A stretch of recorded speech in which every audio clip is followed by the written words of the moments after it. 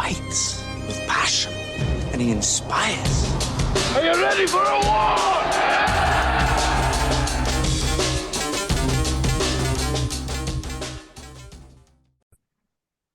All right, welcome back to From Eight Arbitration. And I've got the one and only Mr. David Noble on. And he's been trying to get with us a little bit to get this thing going, and just kept crossing paths and couldn't really make it happen. So he's on. And yesterday he was going to try to be on, had some stuff come up last second. And so we just moved it to Monday. And so I finally got him. And so he's going to talk a little bit about the TA and give you some insight that hasn't been touched on yet. And so I'm going to let him have it. I'll introduce him, and he's going to take it from there. You with me, Mr. Noble? I'm here. All right, my friend. Hey, it's all yours, brother. Whatever you want to talk about, it's your time, and take as long as you want. Okay. Okay. All right. Thank you, sir.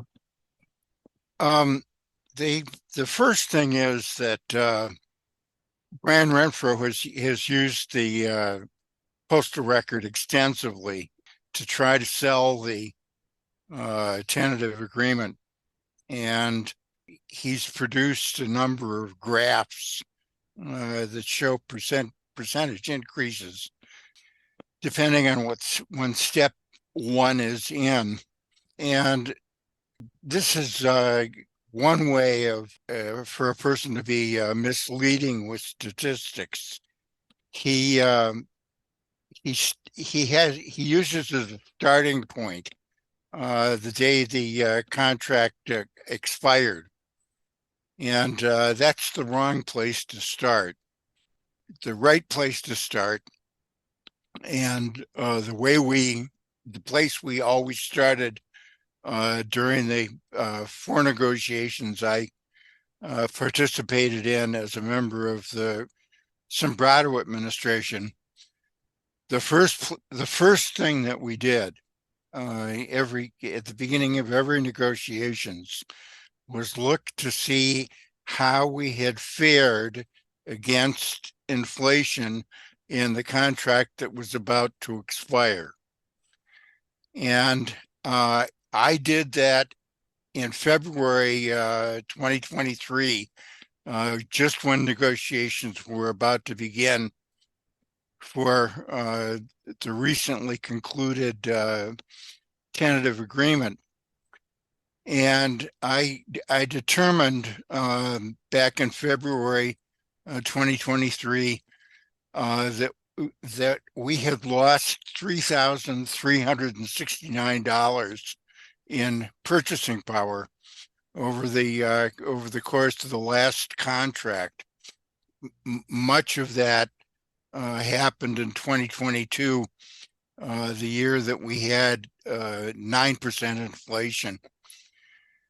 And I posted back in February 2023 about having lost the $3,369 in purchasing power, and I sent a copy of it to President Renfroe and told him that when he was putting his proposed pay package together, that the first thing he should do is take care of that $3,369, because if we didn't get that back, what he would essentially be doing was accepting a pay cut in that amount. And that's what he did. He simply let that $3,369 go. And that's money that we could easily have gotten back. There is no arbitrator that would have allowed management to make us eat a $3,369 cut in the last contract. All we had to do was make a proposal that the Postal Service increased every letter carrier's pay at the outset by $3,369. and we would have gotten it. We would have been assured that. Instead, Brian Renfroe let the whole bargaining unit take a huge pay cut right at the outset to start. The second thing I wanted to say about the pay package in the tentative agreement is that there are three ways in which letter carriers get increases in pay over the terms of the contract. One way is through general wage increases, and in the tentative agreement, as in the last three agreements, provided for annual general wage increases of 1.3%. The second way we get money is through the cost of living allowance. And as I have been trying to tell people for the last 30 years, and I think that it's finally being generally understood by the membership. The cost of living allowance that we get doesn't cover the total amount that we lose to inflation. Instead, it covers about 50% of what we lose to inflation. What that means, as a practical matter, is for us to keep up with inflation, we need to have general wage increases plus cost of living allowance increases equal the amount of inflation. And if it doesn't, then we're losing money. We're getting a pay cut. And that's exactly what's been happening for the last 10 years. Letter carrier pay has been going steadily down for the last 10 years.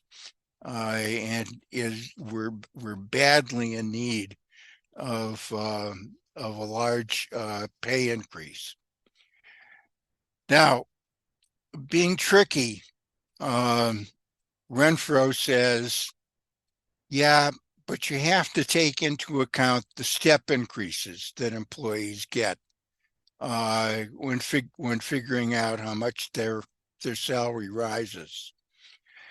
And that's simply wrong thinking, because the purpose of step increases is to reward employees for their loyalty, for sticking with the company over a period of time. The longer you stick with the company, the more you get paid. It's not a way of compensating for inflation, which is what Renfroe wants us to think it should be used for.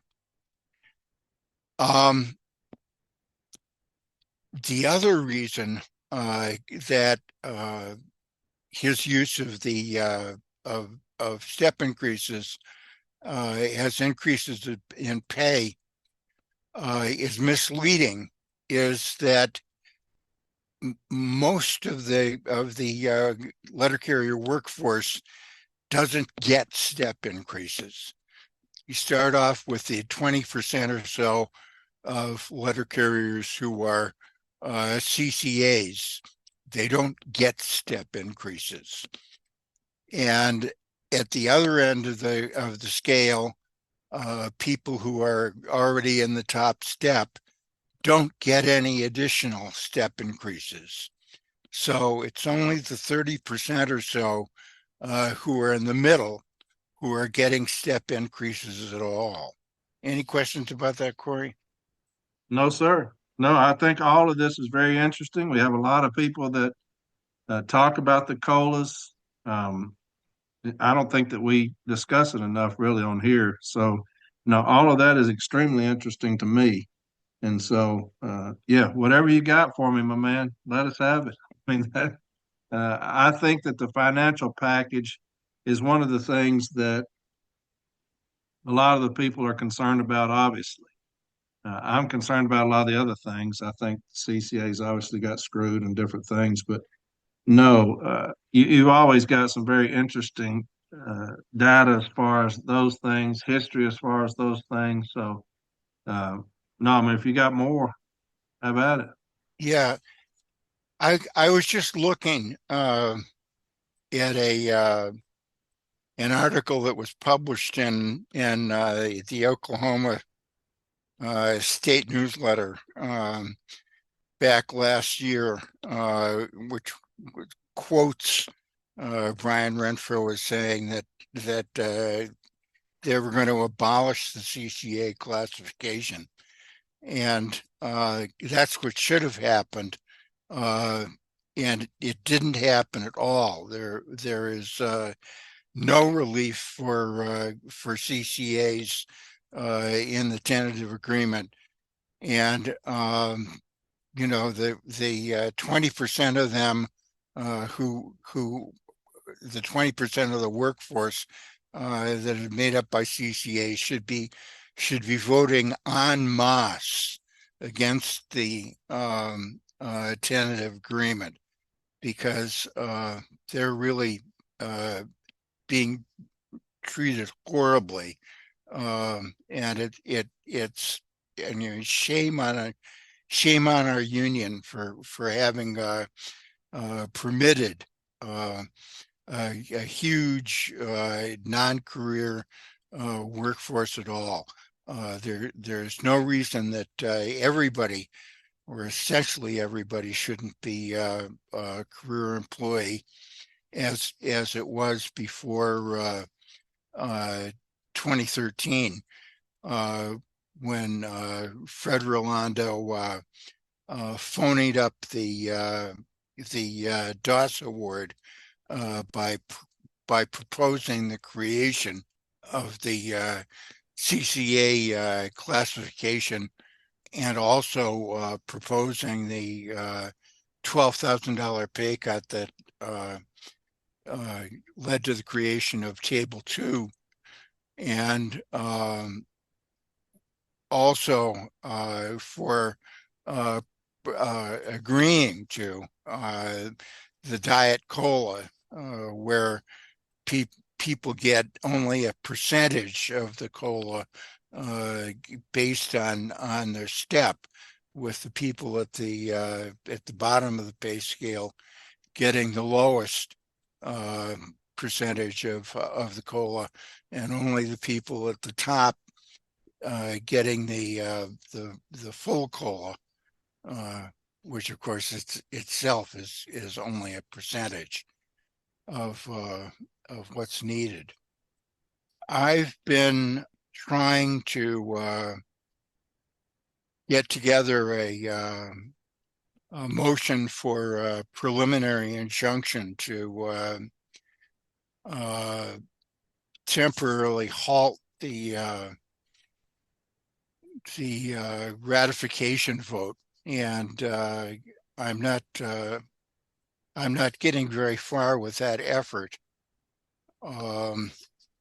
I had hoped that the attorney I've been working with for the last couple of years would do it, but he told me yesterday that the time limit is coming up so fast, and he's so unfamiliar with that area of the law that he just doesn't feel comfortable trying to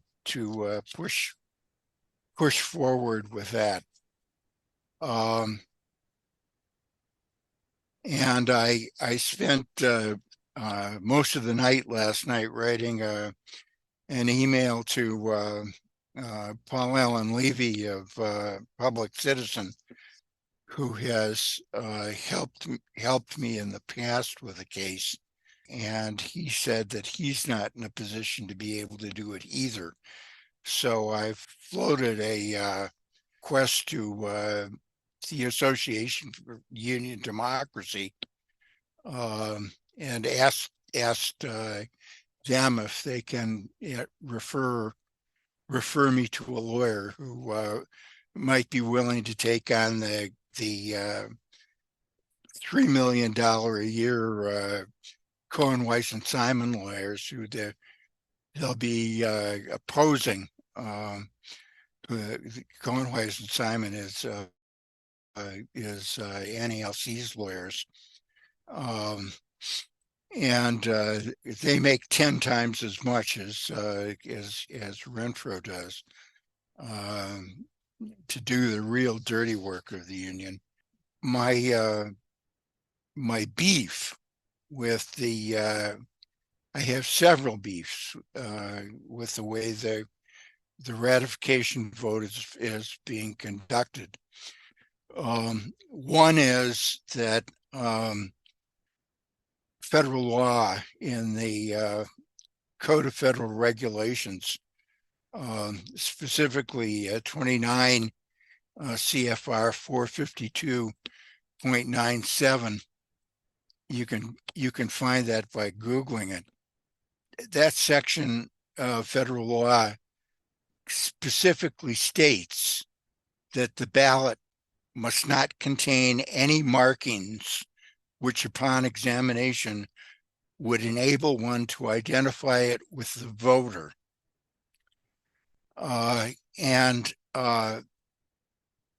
They violated the election committee and the two companies the election committee contracted with in 2022 violated that law by putting a 6-digit number on each ballot that identified the individual who cast the vote.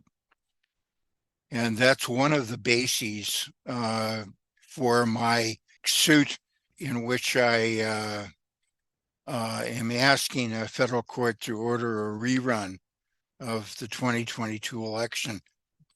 The election committee this year, it's essentially the same people who were on it in 2022,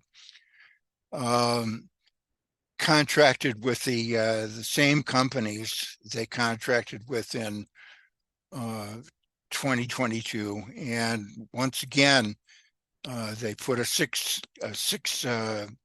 digit number on each ballot that identifies the individual who cast the vote. They include a disclaimer on the ballot instructions, which states that it's necessary for them to have the 6-digit number on the ballot so that they can verify the ballot was cast by an eligible member. But that's false. For the past 50 years, NALC has used a double envelope system, which is what the Department of Labor suggests, on which the outside envelope contains the information that's necessary to verify that the vote was cast by an eligible voter. They took the position in 2022 that it wasn't even necessary for them to verify that ballots have been cast by eligible voters, because they had only mailed ballots to eligible voters. So it's obvious that they're using a check on eligibility just as a pretext to violate the ballot secrecy rules stated in federal law in the Code of Federal Regulations. The second beef I have with the ratification is that the tentative agreement was agreed to was announced by Renfroe on October 17th. And he produced a summary of changes, and I encouraged people not to make a judgment about the tentative agreement based on the summary, that people should wait until the actual language of the tentative agreement was produced. And I asked Renfroe back in October to post the language of the tentative agreement on the NALC website, so that everybody who was interested could take a look at what actually changed in the national agreement, not just what Renfroe said had changed. Renfroe didn't post the actual language of the tentative agreement until December 11th, which was 2 days after the mailing of ballots began.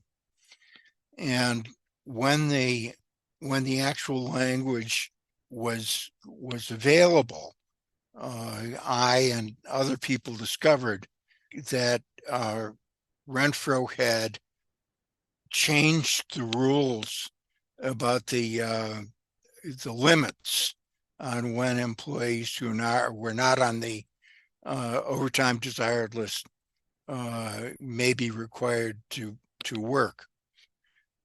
For the past 50 years, employees on the overtime desired list, not on the overtime desired list, have been limited to working 10 hours on a regular scheduled day, and have been limited to 8 hours on a non-scheduled day.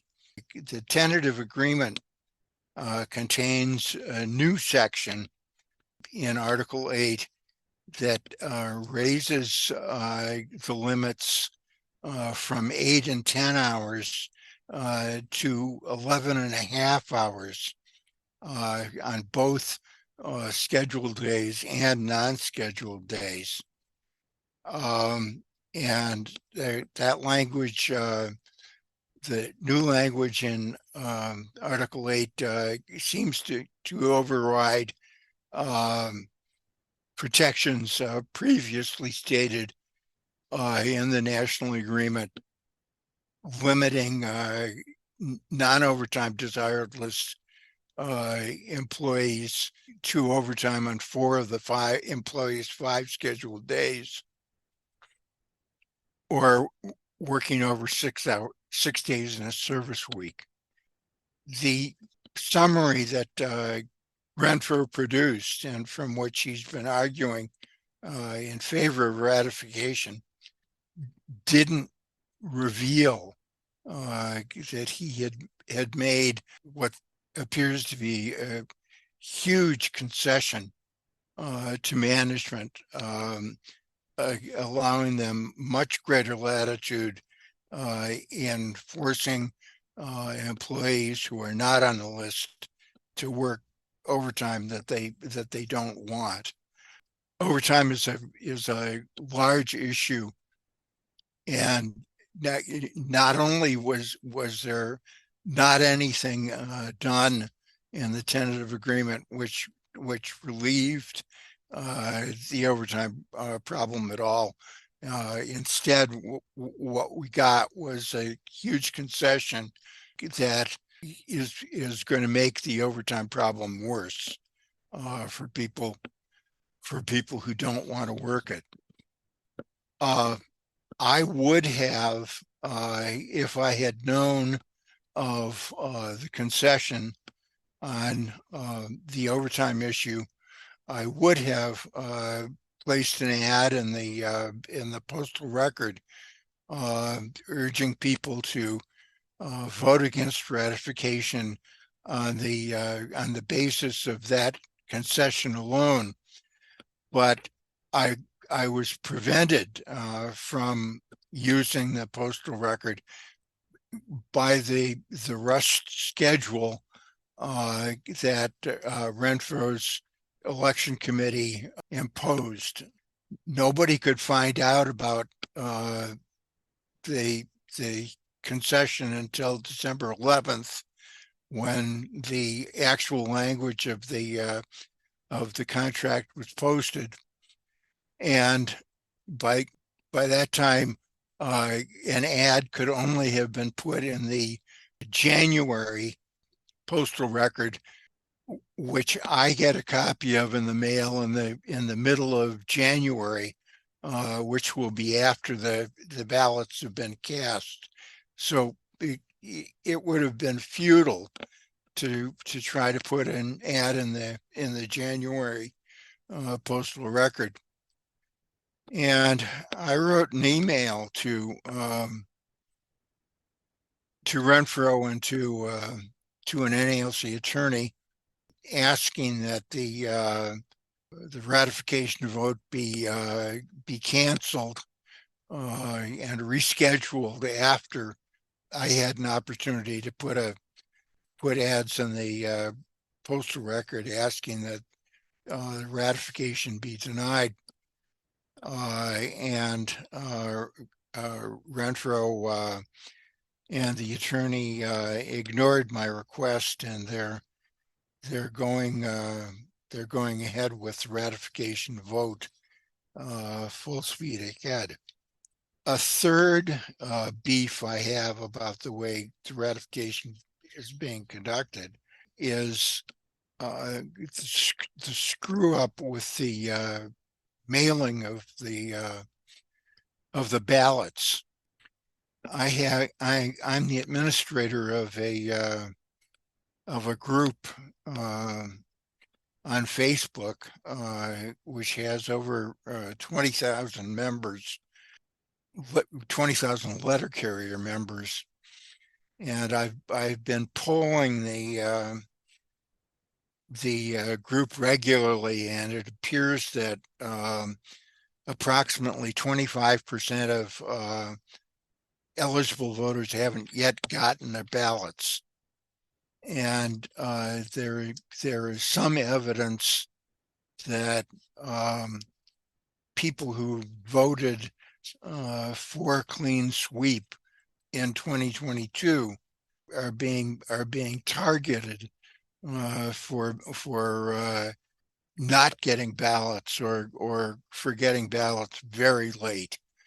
For example, Maureen Valady, who ran for executive vice president on the clean sweep slate in 2022, has not yet gotten her ballot on December 30th, 2024, although Renfroe and Renfroe's election committee claim to have finished mailing the ballots 2 weeks ago on December 16th. The result of the mess up with the ballots being mailed is that there are tens of thousands of requests being made for duplicate ballots, for replacement ballots. And that means there are going to be tens of thousands of extra ballots floating around out there.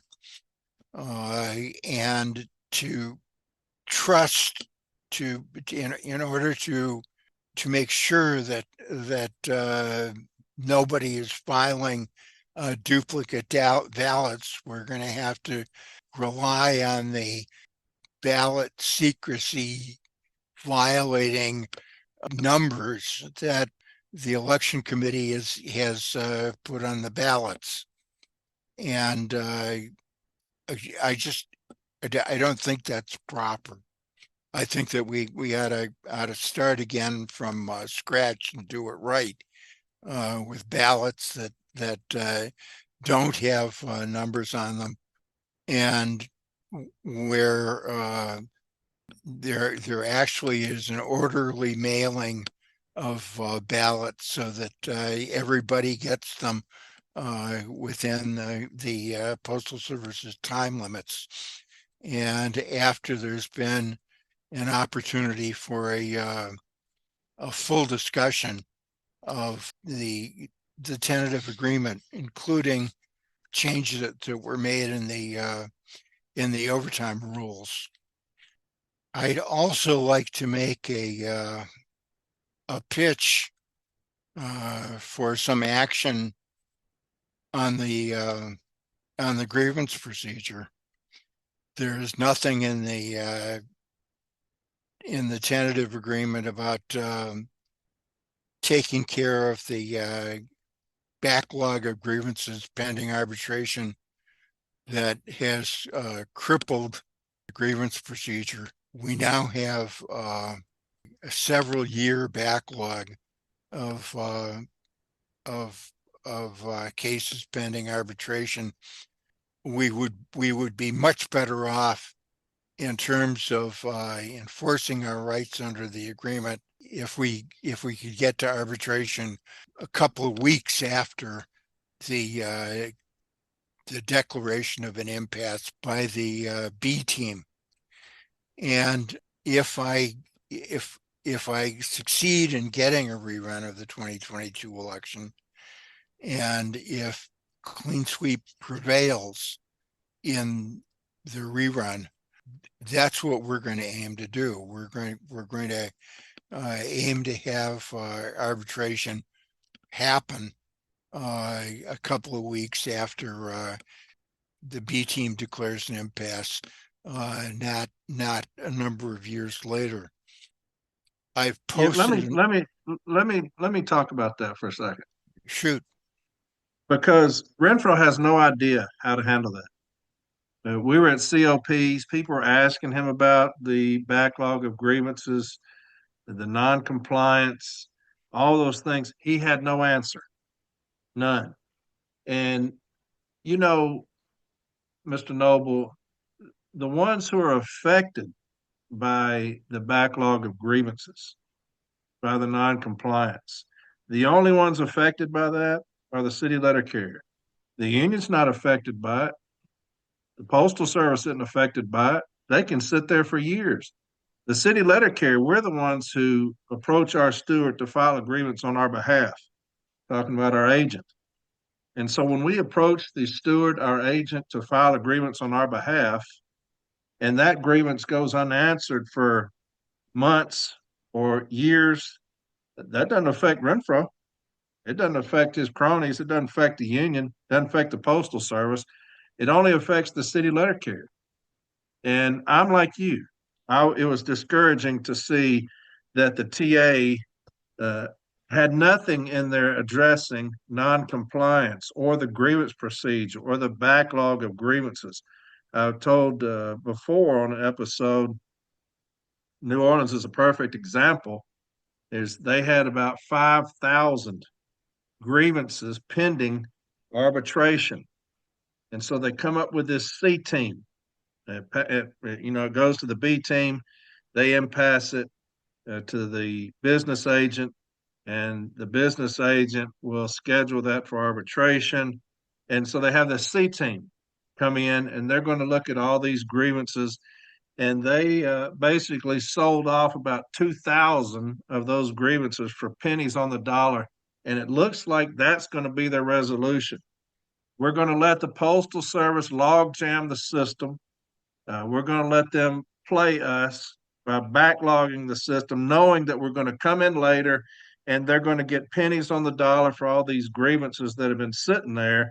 And the only ones negatively affected by that, Mr. Noble, is the city letter carrier. And that's a travesty. Go ahead. Oh, I agree with you. It's a travesty. The union has two primary functions. One is to produce a contract, and Renfroe has done a terrible job at that. The second primary function is to enforce the contract, and Renfroe is doing an equally bad job with enforcing the contract. I've posted several times about a letter carrier in DC. I've been helping. She was removed for having instigated a fight in a post office.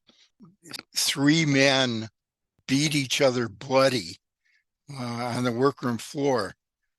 2 of them were letter carriers, and one of them was a non-postal employee.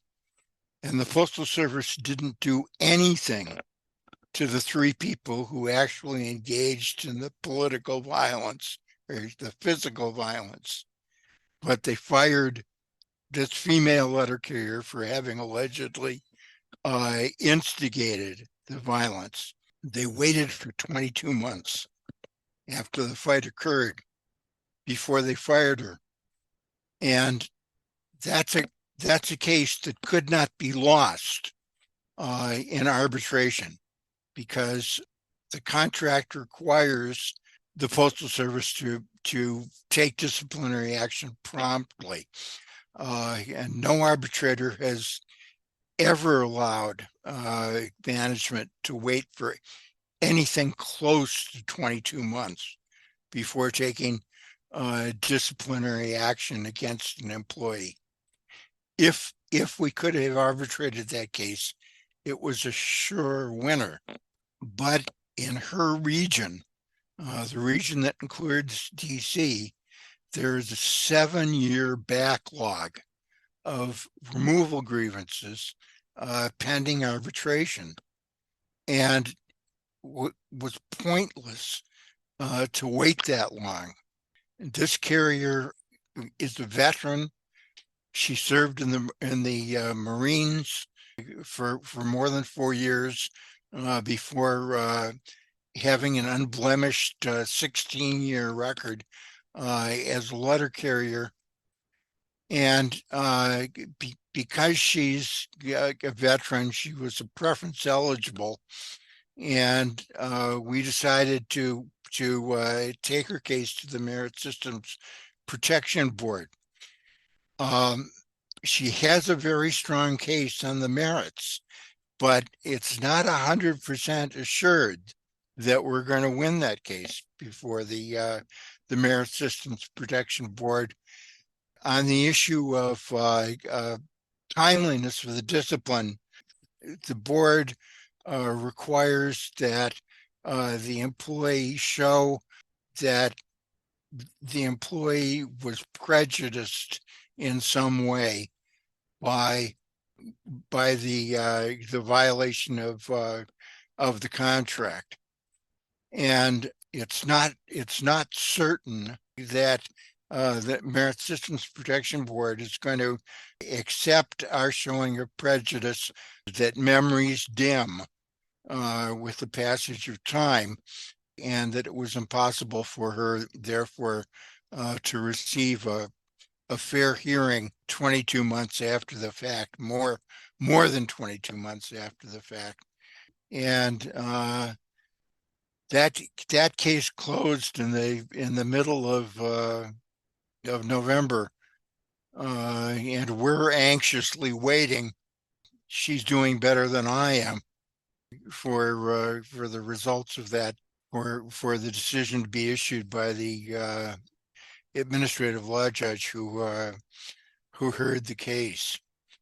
And every day it burns me up that we had to take that case to the Merit Systems Protection Board rather than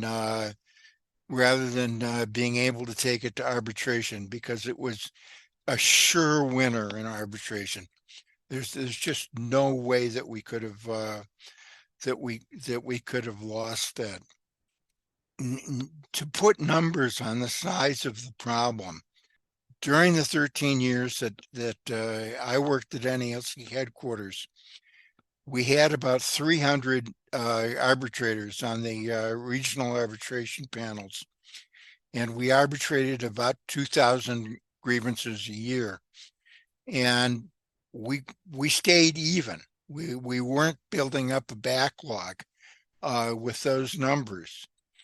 Now, instead of having 300 arbitrators on the arbitration panels, we have 53 to cover the entire nation.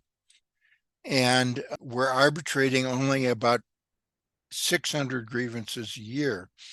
And every year the backlog grows larger.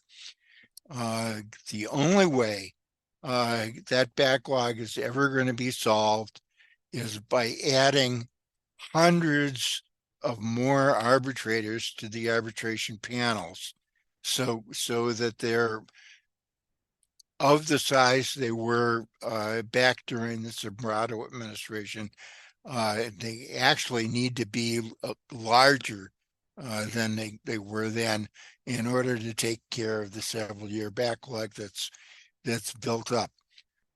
And I've got to tell you, Mr. Corey Walton, that I appreciate you because you're one of the very few people who agrees with me on the seriousness of the problem we have with the grievance procedure and how badly letter carriers are being hurt by the crippled grievance procedure that we have now because of the arbitration backlog, and also because of the Step B backlog.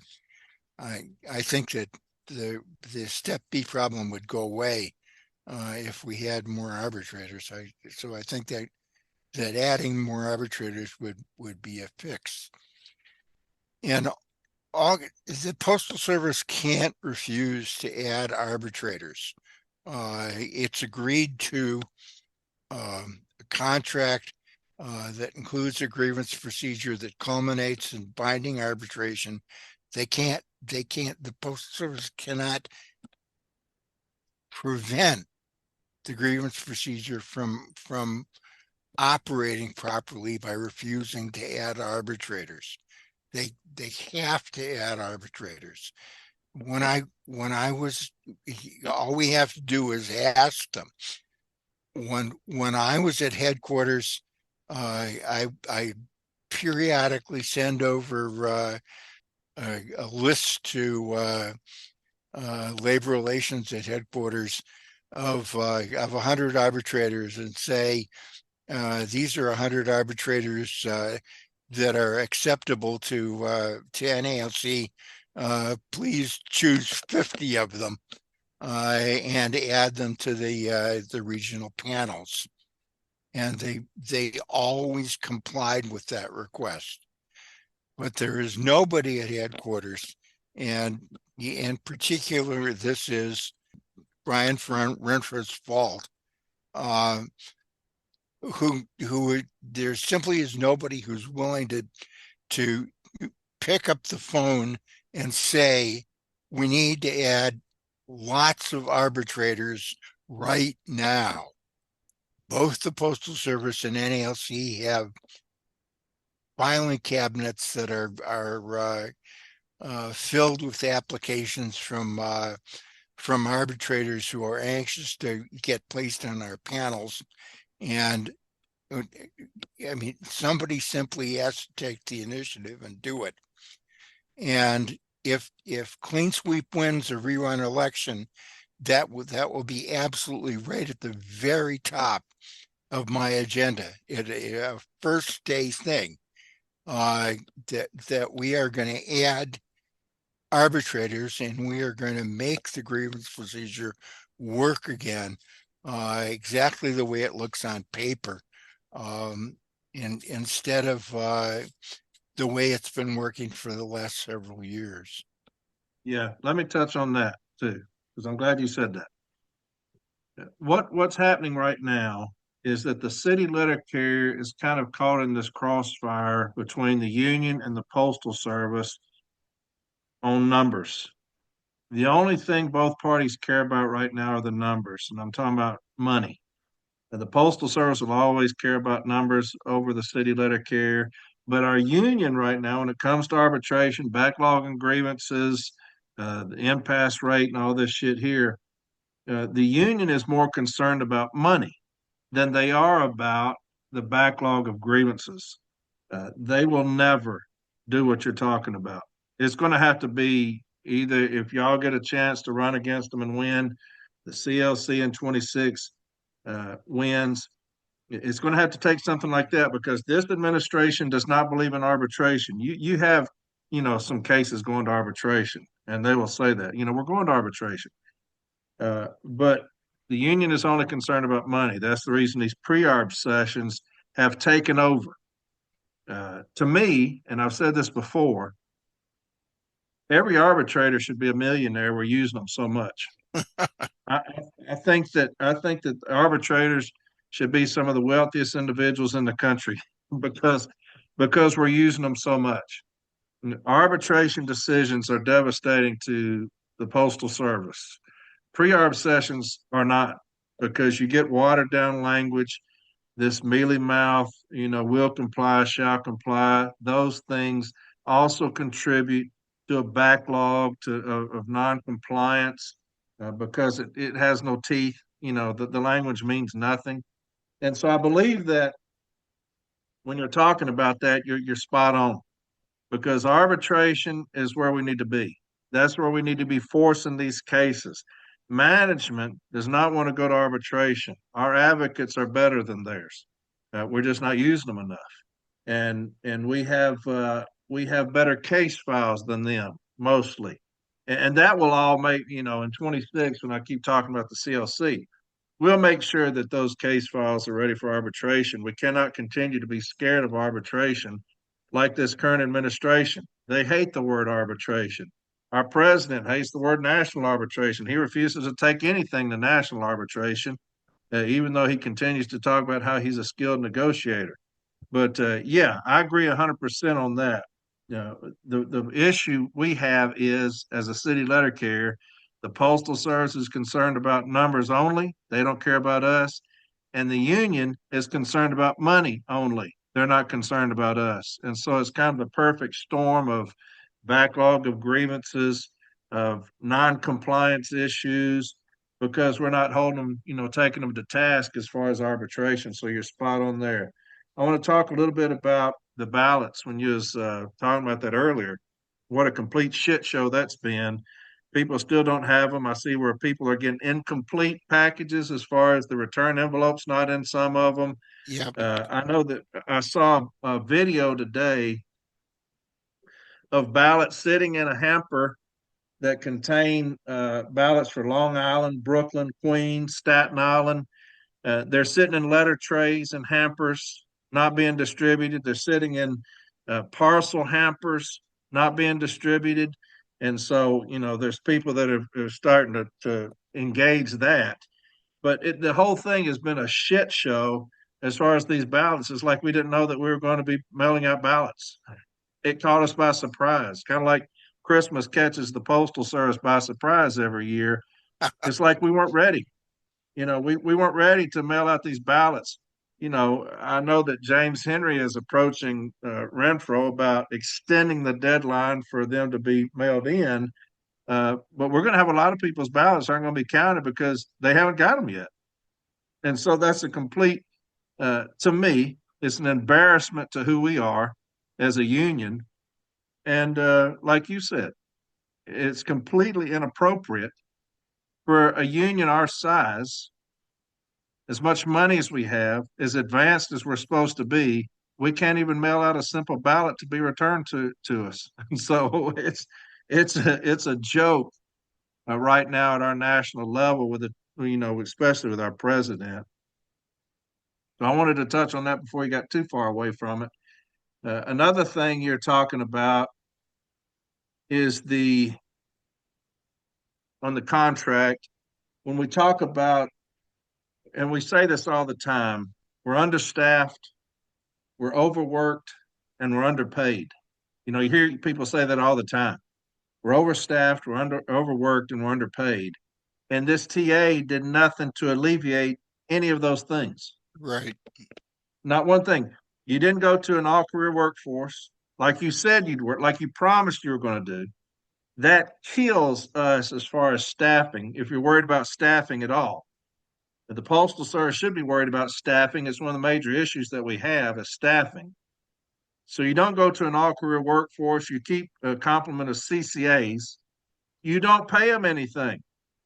You don't pay them enough to where they want to stay.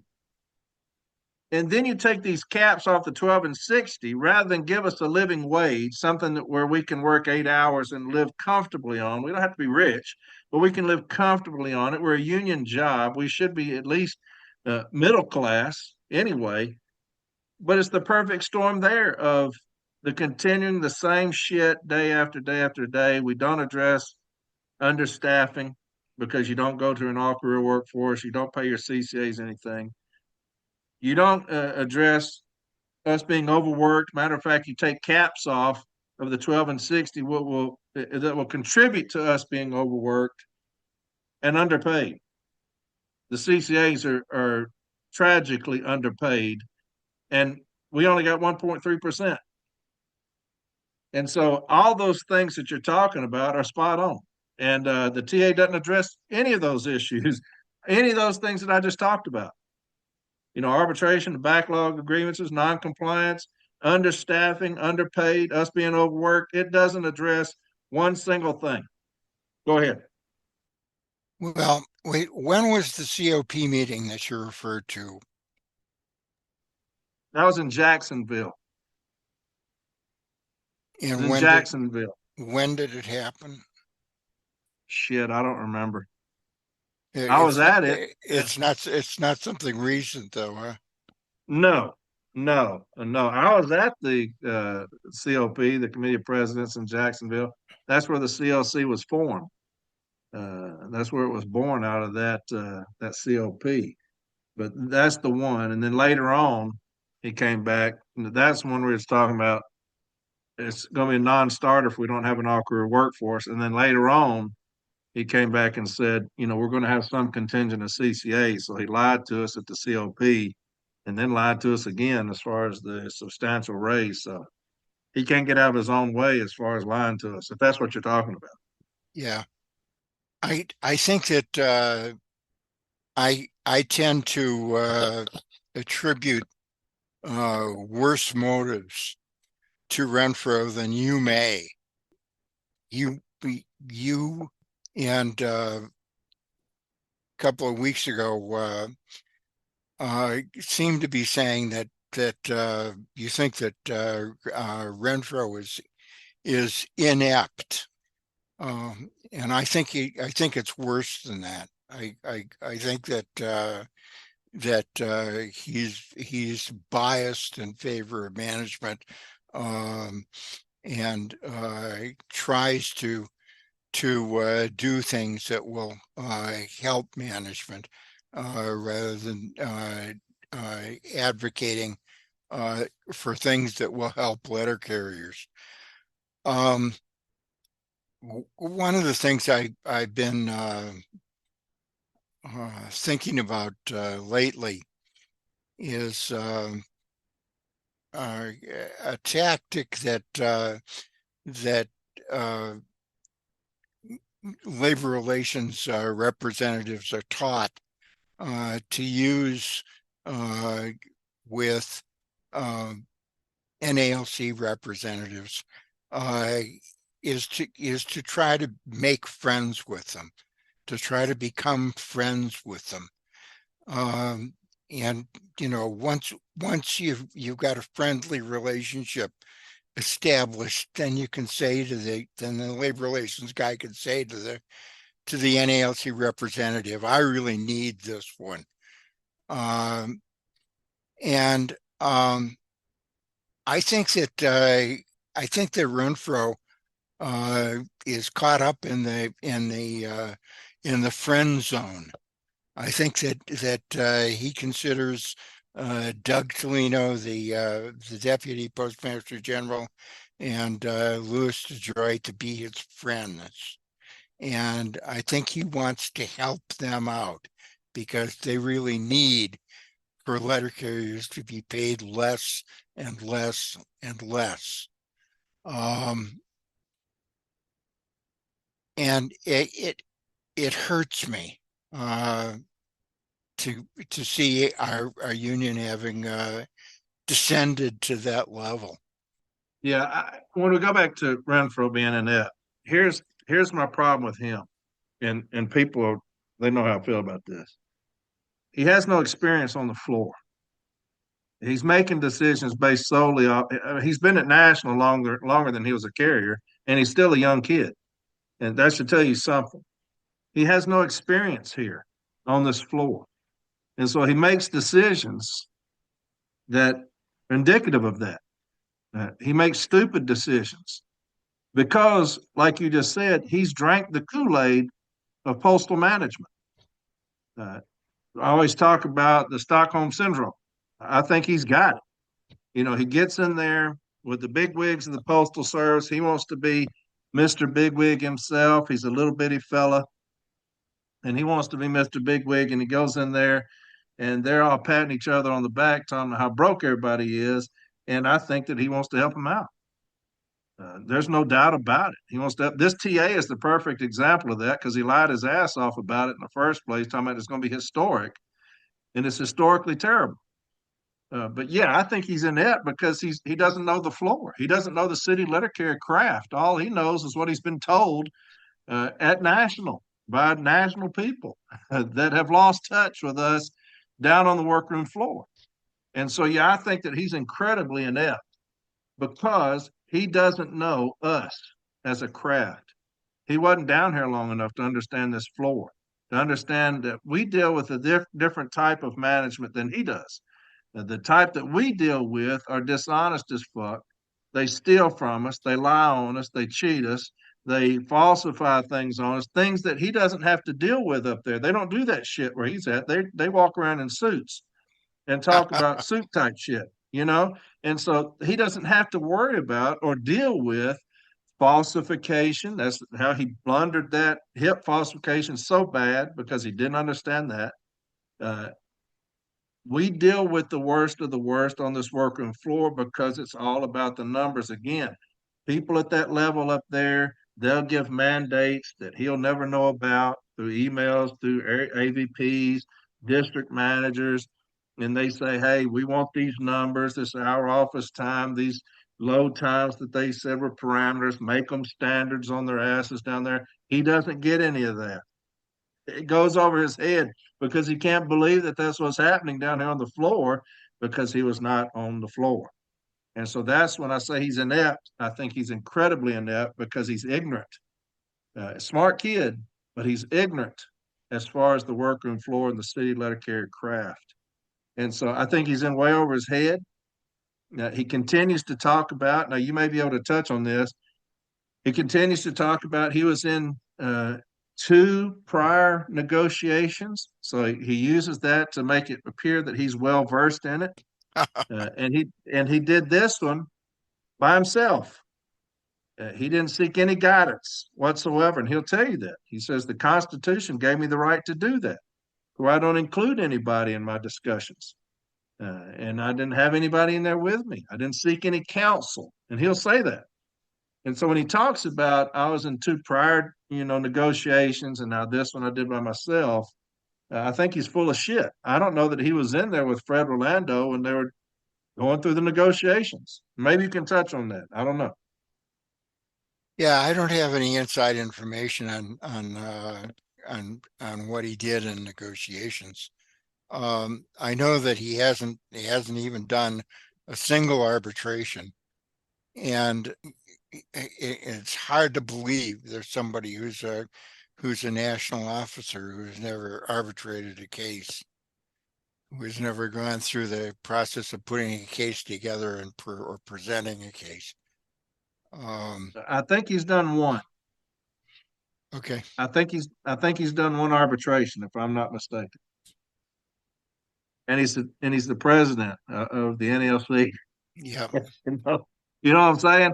Yep. He has no experience. It's crazy to me, and we took everybody's word for it. You take Fred Rolando's word for it that the kid's ready, only to find out later that when we were voting on this cat, he was in dealing with alcoholism, and he was a womanizer. Two things that may have shifted that vote. Those things were kept from us, when they put him in and Rolando stepped down. They intentionally kept that from us, that he was dealing with alcoholism, and not just an alcoholic, but he was a raging alcoholic.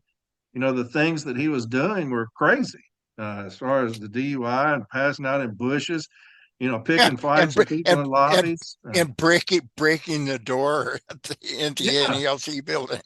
yeah, and we're oblivious to all of that. It's kept from us, which to me is criminal. You keep that, you put this guy in the most important position in our union, and you keep that from us, you hide that from us. He's a terrible womanizer.